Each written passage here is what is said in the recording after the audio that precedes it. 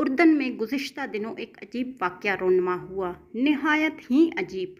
ابو انس ایک نیک تاجر تھا۔ اس کا چھوٹا بھائی یونیورسٹی میں پڑھتا تھا، جس کے جملہ اخراجات ابو انس پورے کرتا۔ کچھ عرصہ بعد ابو انس کا نوجوانی میں ہی انتقال ہو گیا۔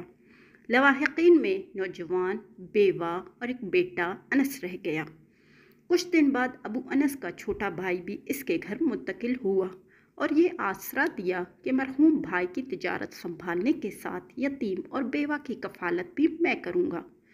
کچھ وقت تو معاملہ ٹھیک چلتا رہا، بعد میں اس کی نیت میں فتور آ گیا۔ اس نے چپکے سے ساری جائیداد اپنے نام کرائی اور راتوں رات سب کچھ فروخت کر کے امریکہ بھاگ گیا۔ پیچھے یتیم اور اس کی ماں سڑک پہ آ گئے۔ اس بدبخت نے امریکہ جا کر گاڑیوں کا کاروبار سیٹ کر دیا اور ایک گوری لڑکی سے شادی بھی کر لی۔ اس کا بزنس چمک اٹھا اور یہ ارب پتی بن گیا۔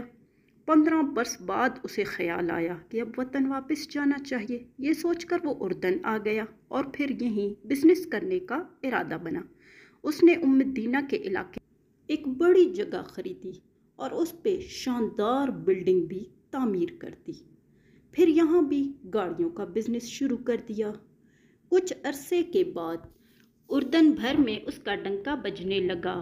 ادھر انس اور اس کی ماں قسم پرسی سے رات دن گزارتے رہے۔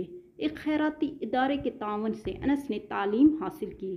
اب وہ شادی کر کے نوکری بھی کرنے لگ چکا تھا۔ غربت کے باوجود وہ اپنی ماں کا بہت خیال رکھتا، مگر بدبخت چچا کو کبھی اس کا خیال ہی نہیں آیا۔ لیکن انس اور اس کی ماں کو سب معلوم تھا کہ وہ حرام خور واپس آ چکا ہے۔ ایک دن ماں نے بیٹے سے کہا کہ ہمت کرو، جاؤ اپنے چچا کے پاس اور اس سے اپنے باپ کے مال کا کچھ حصہ مانگو۔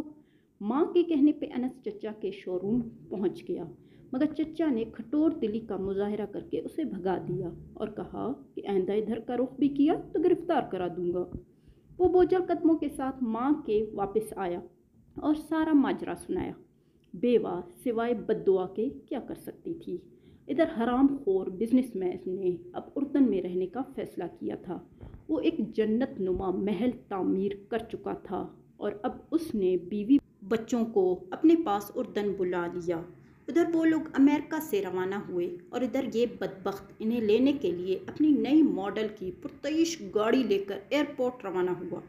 جب وہ ایئرپورٹ سے باہر نکلے تو ان کے پاس نئی گاڑی میں سوار ہو کر اپنے محل کی طرف چل پڑے اور یہ سب دیکھ کر فرشتہ اجل ہنس رہا تھا۔ جیسے ہی ان کی گاڑی مین سڑک پر پہنچی تو اس تیز رفتار ٹرالر نے اسے روند ڈالا اور انس کا حرام خور چچا اپنی امریکن بیوی اور دونوں بچوں کے ساتھ ٹکڑے ٹکڑے ہو گیا۔ پیچھے اس کا سوائے انس کے کوئی نہیں تھا، یہ اکلوتا وارث۔ اب اس کا محل، شو روم اور بزنس بیٹھے بٹھائے انس کی جھولی میں گر گیا۔ کیسا عجیب معاملہ ہے رب کریم کا! اس نے یتیم کے مال کو کئی گنا بڑھا کر اسے لوٹا دیا۔ وہ مظلوم کی دعا ضرور سنتا ہے، اگرچہ اس کے ظاہر ہونے میں 15 برس بھی لگ جائیں۔